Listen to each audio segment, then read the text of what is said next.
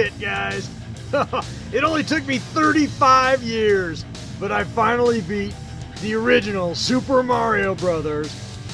No warping, no continues, straight up. I still have 7 lives left. Fuck yeah, guys. Fuck yeah, life's good. Life's fucking good.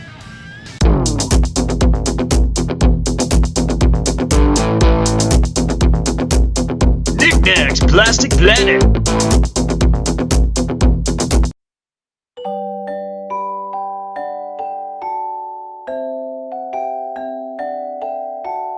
Hey guys, welcome back inside of the Plastic Planet. I am your host, Knickknack, hanging out with you guys today. Guys, it's been just a little over a week since I've gotten a video up, so I really wanted to get you guys something up today or early this weekend. But unfortunately, I haven't been doing a ton of collecting in the last 2 weeks, so I really don't have a ton to show off to you guys, but I do have some nuggets that I'd like to share anyway. I mentioned in my live stream, I don't know if you watched Knickknack Live last Thursday night with my good buddy Uncle Pat and my good buddy Trav. I mentioned in the live stream last week that I did pick up this Nintendo basically cartridge. It's a 1-up card, and basically what it is it's got, I don't know if that's rubber in there, but anyway, it's got some kind of static, sticky kind of agent in there that basically when you put this into the machine, you can clean out the inside of your NES, your old school NES, without taking it apart. Well, I used this, and as a result, I have finally been able to play, after all these years, my original Super Mario Brothers that came with my machine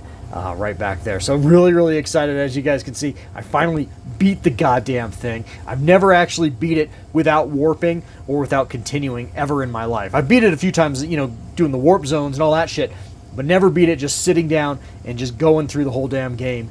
And finally did it. I've been working at it for a couple days here, and I finally did it. So that is completely freaking awesome. The other thing I wanted to talk about was, let's just go back a little bit in time. I just want to take you guys back, more than a little bit in time, over 40 years in time, 41 years, actually, almost 41 years, back to the Christmas of 1979. Let's go back in the Plastic Planet time machine, guys, back to Christmas of 1979. And here I am. Look at me. I'm hanging out there underneath that Christmas tree. I know it's the middle of summer right now, so don't mean to get too holiday-ish on you guys at this point, but look at me underneath that Christmas tree there. I got my first fish bowl there. That's the first time I ever got fish in my life, and that's been a lifelong passion of mine, as well as collectibles. But I am so excited. That was a great Christmas, because check it out. I finally got myself a Mego Superman, an 8-inch Mego Superman, and I am just happier than a little pig in shit right there. Look at me. I'm just running around with it. My sister's kind of laughing at me.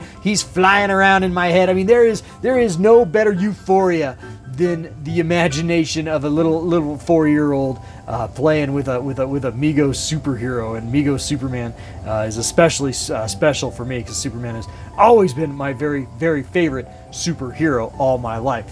So with that in mind, I was at the comic book store this week, and I found this, and it is basically the exact same mold as that Mego Superman. You guys are seeing me here flying above my sister's Barbie dream house on Christmas morning. Damn, that was a great Christmas. My poor parents stayed up all night putting that Barbie dream house together, as well as my Millennium Falcon. Also got that Christmas as well. But I got this guy in my stocking, and I gotta tell you, he was absolutely awesome. This figure didn't last long in my childhood. I lost the boots. That sticker, the Superman logo there, that's a sticker that fell away, and eventually I tried to draw one on there. It was a disaster. So this figure didn't last long in my childhood. So I am so happy to have at least a reproduction of it back here in my collection now. And I've actually already opened it. This is nice. They actually make the packaging so that you can take the figure out without damaging the packaging, so you can display it either way, which is very, very fantastic. But yeah, let's take a look at this. Let's take a look at this Mego Superman right now. So cool. Yeah, so check him out. I got him up here next to my vintage Superman the movie lunchbox that my wife bought for me a couple of years back. And yeah, he is absolutely fun. I don't know how authentic he is to the original Mego 8-inch Superman that came out, but he looks pretty close, at least as far as my memory goes. I don't know if there's any improvements in the outfit. The cape itself does feel a little cheap, a little like really like almost papery, but it's still really cool. There's no Superman logo on the back. There's the back side of him. Not much to talk about. Honestly, this guy is probably the derpiest Superman that I own out of all of my Supermen. I have a ton of them, and he's not my favorite by any means. You know, that one would definitely have to go to my Hot Toys Christopher Reeve. But just as far as sheer nostalgia goes, he is a treat to have back in my collection. And you know what, guys, that is what collecting is all about. It's all about finding those little niche items that just have that connection for you. And this definitely has a connection for me, going back deep into my childhood. I don't remember a lot about that Christmas, but I do remember getting him in my stocking. And I do remember that feeling of sheer joy of getting him out and flying him around the basement and my parents' living room. Yeah, that's what it's all about, guys. That's pure love right there. So yeah, too cool.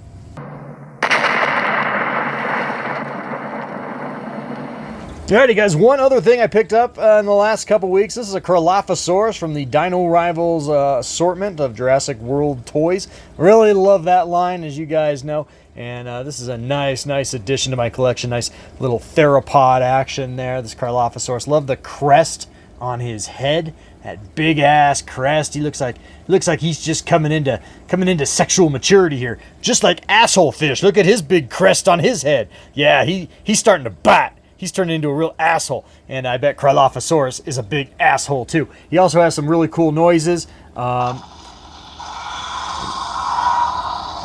it's pretty cool. I love the color patterning on him. He's really cool, and his mouth is kind of nice because you can have it agape like this, or you can actually have it all the way shut, and I love that. I absolutely love that that overbite on him there. That when you have his mouth completely shut, just gives the figure a lot of character. So he's going to go really nice up here with my other Jurassic Park dinos. I've got all of them up here. Not all of them. I've got a bunch of them over here in my dinosaur diorama, as you guys know. But anyway, yeah, really cool. Really stoked to get this guy in my Jurassic Park, Jurassic World collection. Alrighty, guys, well, that's going to wrap up things here from the Plastic Planet. I hope you guys enjoyed those two little items that I picked up this week. Not a hell of a lot to write home about, I know. But, you know, hey, I'm a real collector just like you guys, and my collecting habits actually do have highs and lows, peaks and valleys, just like real collectors, because I am a real collector, and that's what you get here on the Plastic Planet. So anyway, hope you guys like that. I sure enjoyed showing off that Mego Superman, though. That really does take me back. And I am really stoked that I finally beat the original Super Mario Brothers after all these frickin' years.